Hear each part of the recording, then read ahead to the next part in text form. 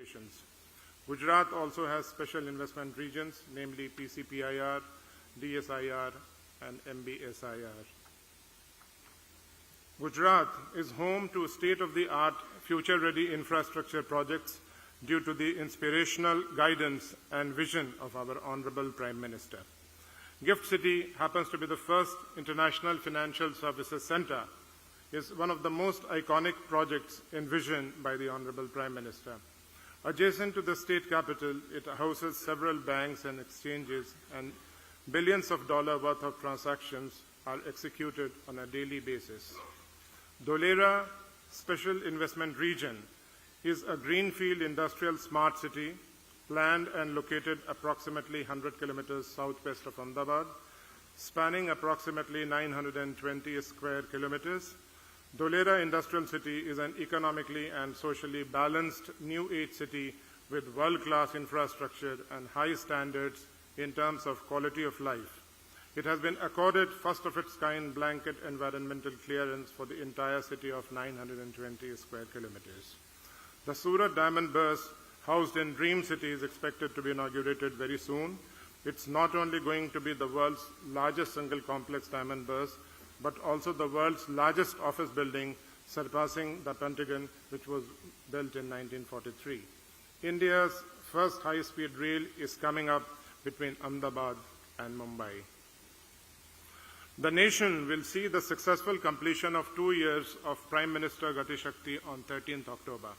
For the first time, all departments and ministries have come together on a single platform to present data of existing assets and proposed projects. This slide presents achievements of Gujarat. With more than 2,000 data layers, the GIS-based tool enables whole-of-government approach for integrated regional planning for comprehensive physical and social infrastructure.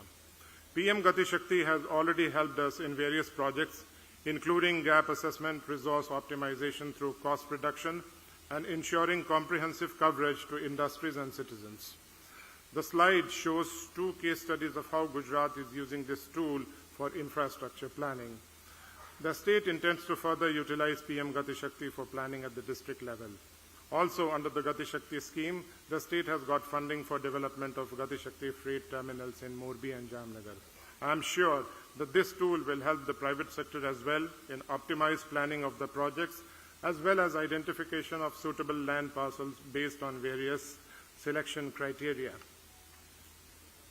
In the last 2 decades, the government of Gujarat has initiated a multiplicity of reforms to facilitate industries. We are a government totally committed under the leadership of Honorable Chief Minister Shri Bhupendra Bhai Patel on the vision and principles laid down by the Honorable Prime Minister. We are committed to creating an investor-friendly ecosystem, handhold the businesses and make their investment journey smooth and hassle-free. We have an investors facilitation portal, a digitized land bank, and dedicated country desks. Reduction in various compliances has made it easier for companies to start an industry in the state. Gujarat, incidentally, was the first state in the country to enact the MSME Act with a motto of first production, then permission. This allows MSMEs to start right away and permission can follow. Gujarat is a national leader across many sectors such as automobile and auto components, chemicals and petrochemicals, textiles, pharmaceuticals, ceramics, gems and jewelry, and so on. We have the world's largest grassroots oil refinery in Jamnagar. 8 out of 10 diamonds pass through Gujarat before they reach the consumer. We have the world's second largest ceramics cluster. We have Asia's largest dairy, which is consistently increasing its output. In automobile and auto components, we have well-established auto clusters across the value chain. The state's focus now is on becoming an electric vehicle hub. Today, we are in the process of establishing a value chain across various sectors with both backward and forward integration. This is being facilitated through the different policies and effective investment promotion. The state's focus is on becoming a hub for semiconductor and ESDM, green hydrogen and derivatives, high-tech manufacturing and consumer goods. And the government is ready to facilitate the investors with the required support in all these areas. These emerging sectors have been mapped under the overarching concept of iconic investments projects, wherein certain investment projects are being identified. We happen to be a policy-driven state. Since 2003, when our Honorable Prime Minister, the then Honorable Chief Minister of Gujarat, conceptualized Vibrant Gujarat, we continue to be an investor-friendly, policy-driven state. Today, we have more than 24 policies giving a large range of incentives. Atmanirbhar Gujarat schemes. In line with Honorable Prime Minister's vision of an Atmanirbhar Bharat, the Government of Gujarat has come up with Atmanirbhar Gujarat Schemes 2022 for assistance to industries. The key incentives offered under this policy are capital subsidy for certain categories, interest subsidy, net SGST reimbursement, capital input tax credit reimbursement, electricity duty exemption. As I mentioned earlier, the state has over 1.3 million Udayam registered MSMEs. The state is among the most preferred investment destinations for MSMEs in the country because of the initiatives taken by the government. To promote Gujarat-based SMEs at a global scale, the state has introduced specific incentives.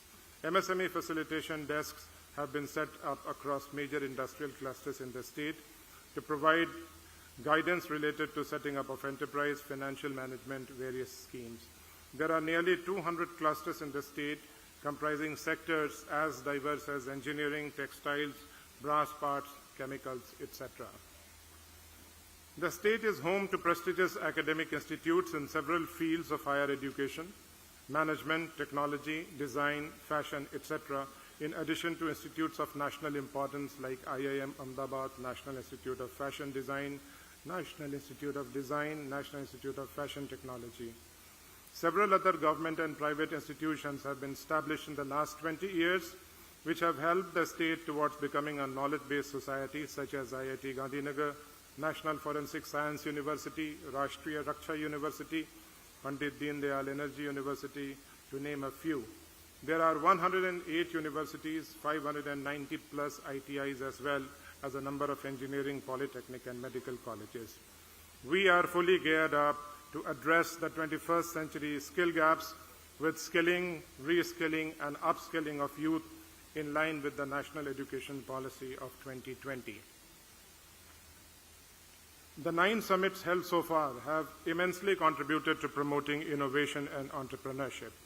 The state has iCreate International Center for Entrepreneurship and Technology, iHub, and industry-specific centers of excellence, such as the International Automobile Center of Excellence.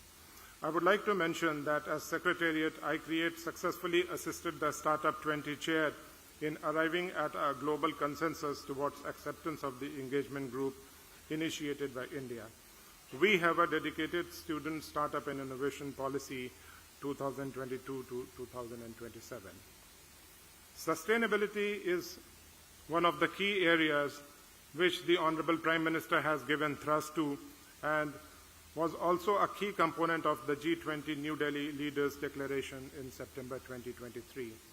Our 30,000 megawatt plus wind solar hybrid park, which is coming up in Kutch, is expected to be a game changer for the country. The steps taken for transitioning towards sustainability will support the industrial development of Gujarat and help attract investments. Gujarat, under the leadership of our Honorable Prime Minister at that point of time, was the first state in the country to announce a solar policy. We have the highest installed wind power capacity in the country and also happen to be the first in solar rooftop. I am confident that Gujarat has been a leader in all efforts initiated towards sustainability. Ease of living and quality of index are now important factors that an investor looks into in addition to the industrial system. Both socially and culturally, we have a very vibrant way of life. We are today building sports infrastructure in line with the global standards, and one of the most important factors, as everybody would know, would be the excellent law and order situation which the state offers. With this, I would like to say that apart from investing, Gujarat is definitely a place to live and settle in. We are a vibrant tourist destination, Statue of Unity, the world's tallest statue, was made under the direction, constant supervision, and inspiration of our Honorable Prime Minister in a time of just 48 months. This project is a reflection of Honorable Prime Minister's vision of inclusive development. As per India Tourism Statistics, with 1.78 million visitors, Gujarat had the highest foreign tourist visits in the country in 2022. With 138.81 million visitors, Gujarat accounted for 7.85% share in domestic tourist visits in the country. Gujarat is committed to realizing our Honorable Prime Minister's vision of an Atmanirbhar Bharat and Vikasit Bharat at 2047, and the state has been working relentlessly towards these visions. The agenda of Vibrant Gujarat Global Summit 2024 will be to help ensure the realization of these laudable goals. Key areas of this edition, as I have mentioned, would be transitioning towards a knowledge-based economy, focus on new age skills, pursuance of iconic projects, providing an enabling platform for other states also, to name a few. And it has been our endeavor to spread the vibrancy across the state by organizing seminars and meaningful workshops all across throughout the length and breadth of the state. We would very briefly touch upon the evolution of Vibrant Gujarat. So this has been the journey which has been traversed by Vibrant Gujarat. And the upcoming 10th edition, with the theme Gateway to the Future, would be the first summit to be organized in the Amrit Kal. In the run-up to the summit, various pre-summit seminars across different sectors have been planned. National and international roadshows have also been organized to showcase Gujarat's strengths and opportunities and invite participants to the Vibrant Gujarat Global Summit 2024. The summit will host various events including seminars and conferences on globally relevant topics such as Industry 4.0, technology and innovation, sustainable manufacturing, green hydrogen, electric mobility and renewable energy, and of course transitioning towards sustainability. B2B and B2G meetings will afford useful networking opportunities to the participants. A global trade show has also been planned to showcase the new age technology as well as innovation across sectors.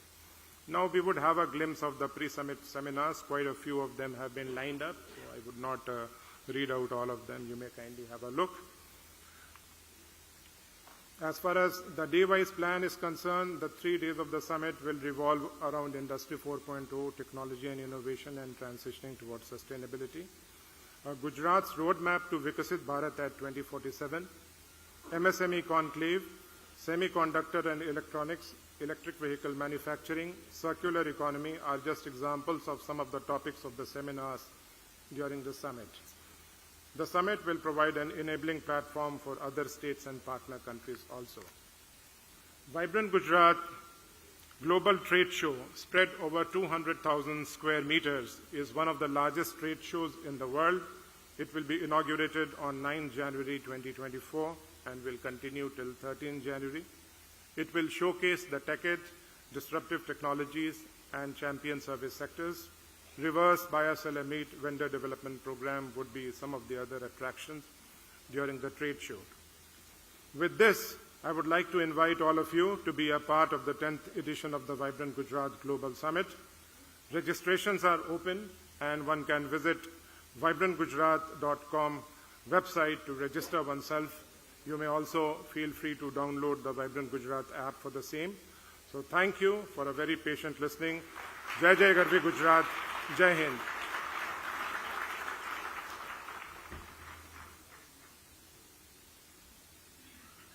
Thank you very much, sir, for your comprehensive coverage of this prestigious event. I would now request Secretary DPIIT, Government of India, Shri Rajesh Kumar Singh, to kindly deliver his significant address.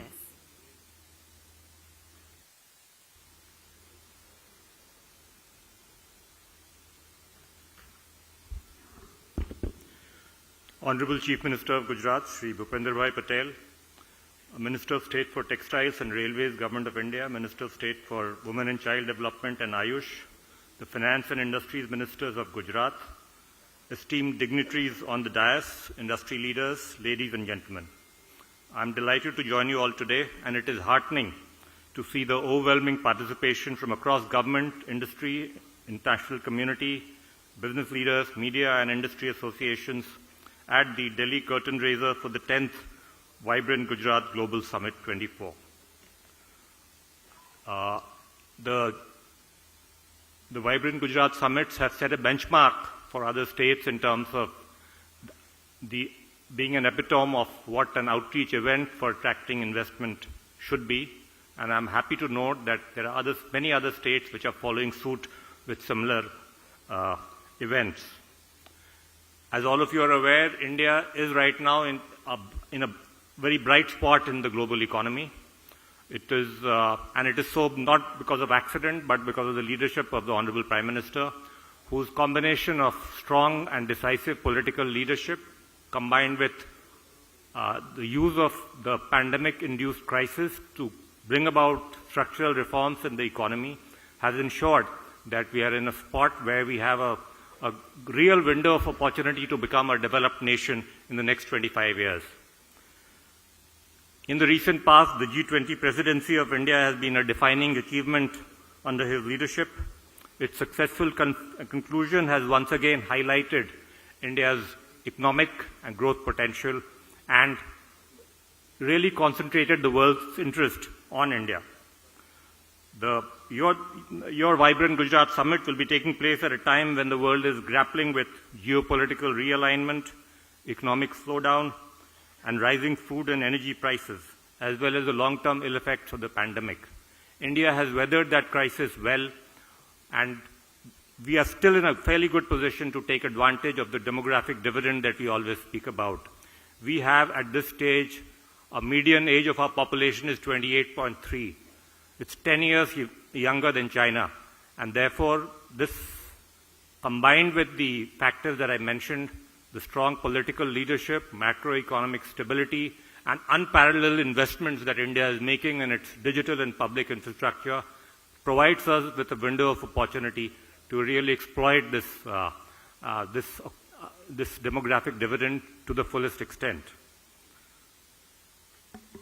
I want to stress that at this stage, if we are able to sustain a growth rate of 7 to 8% over the next 2.5 decades, the Prime Minister's vision of us becoming a developed nation by 2047 is pretty close to realization. We are almost there in that sense.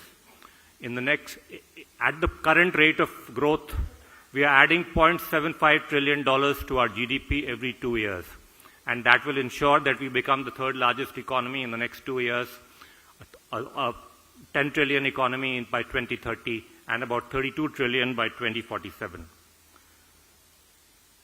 As I mentioned, the strategy is to invest heavily in physical infrastructure combined with investment in our digital infrastructure. The physical infrastructure is designed to ensure that private sector investment is crowded into our economy. Our investment in our digital infrastructure, in a way, also ensures that the innovation economy, the startups, can also start taking advantage of what we built up as part of the India stack in terms of a digital payment system, a unique ID system, and other elements such as a virtual, our ability to reach all the unbanked sectors of the economy. These factors have ensured that India now is increasingly getting formalized as an economy. We are bridging the digital divide, and we are also ensuring financial inclusion to the last mile. And these factors are what is really triggering this opportunity where we can sustain a growth rate for the ensuing decades. In terms of Government of India's own policy, as all of you are aware, foreign direct investment liberalization has substantially been achieved in India except for a few strategic sectors. We've tried to maintain an almost open sky policy for almost all sectors of the economy. That liberalization will continue, and we may expand it further even to some other sectors like space as well. We are also focusing on improving ease of doing business and ease of logistics, in both of which our global rankings are on the upswing. We are also ensuring that our infrastructure in terms of industrial corridors develop, and one of these of those at Dholera is a very significant piece of land which is ready with plug-and-play infrastructure, and some of the constraints that industrialists normally face in terms of access to land can be addressed by us jointly along with the states through the National Industrial Corridor Development Program. Through the 14 sectors where we are right now implementing the PLI schemes, there has been tremendous progress in some areas, particularly in electronics manufacturing and mobile manufacturing. In other areas like medical devices, pharma and telecom also, there are a lot of green shoots happening. And we hope that this will trigger an upsurge in manufacturing activity in the country, so that our manufacturing as a share of our GDP, which has remained stuck at about 15% for the last 30, 40 years, can actually start changing, and we do not remain a service sector-led economy for the most part. Gujarat consistently has ranked in the top 3 when it comes to attracting investment from outside the country. I'm sure it will continue to do so based on its strong combination of policy facilitation as well as good infrastructure. I'm sure this event, the Vibrant Gujarat Summit's 20th edition, will ensure further success in this regard, and I wish it all success. And I hope that the Vibrant Gujarat Summit 2024 will attract all of you again and to reach new heights when it comes to industrial development of the state of Gujarat. Thank you very much.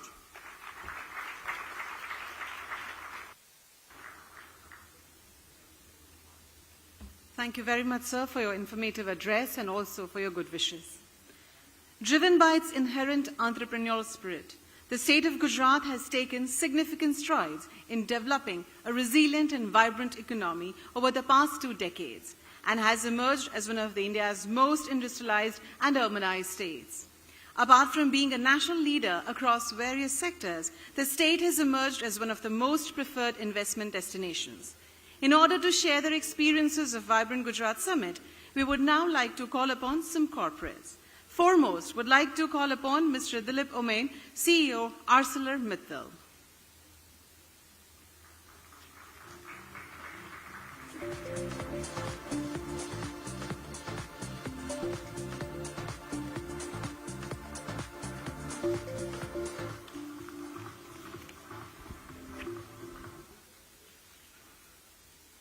Honorable Chief Minister of Gujarat, Shri Bhupendra Patel ji, Honorable Ministers of State of Textiles and Railways, Honorable Minister of State of Women and Child Development and Ayush, Honorable Minister of Finance, Honorable Minister of Industries, Honorable Minister of State for Industries, Honorable Chief Secretary, Honorable Secretary DPIIT, Chief Principal Secretary, Chief Minister of Gujarat, Additional Chief Secretary IMD, Past President ASSOCHAM, eminent dignitaries of the dais, a warm good afternoon to all of you.